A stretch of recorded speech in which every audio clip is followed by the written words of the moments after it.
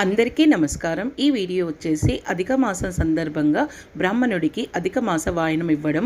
ఈ అధిక మాసం లేదా పురుషోత్తమ మాసం శూన్య మాసంలో ఈ 33 రోజులు లేదా 30 రోజుల్లో ఏదేని ఒక రోజు బ్రాహ్మణుడికి అధిక వాయనం ఇవ్వాలి. ఎందుకంటే ఈ మాసంలో చేసే దానం ఎన్నో రెట్ల పుణ్యఫలాన్ని ఇస్తుంది కదా, అందుకని బ్రాహ్మణుడికి తప్పకుండా అధిక వాయనం ఇవ్వాలి. అయితే ఈరోజు నేను అధిక వాయనం బ్రాహ్మణుడికి ఇచ్చాను. ఈ అధిక వాయనంలో వచ్చేసి వస్త్రదానం కింద ఒక టవలు, బ్లౌజ్ పీసు పెట్టాను. ఇంకా స్ఫటికమాల ఇచ్చాను, జందెం అంటారు కదా గాయత్రి, అది కూడా ఇచ్చాను, రాగి గిన్నె ఇచ్చాను, ఆవు లేగా చిన్న విగ్రహాన్ని పెట్టాను, ఇంకా స్టీల్ ప్లేట్లో 33 కాయిన్స్ కూడా పెట్టాను. ఇంకా వాటితో పాటు 33 మిశ్రీ బిళ్ళలు, ఇంకా 33 కిస్మిస్లు కూడా ఇచ్చాను.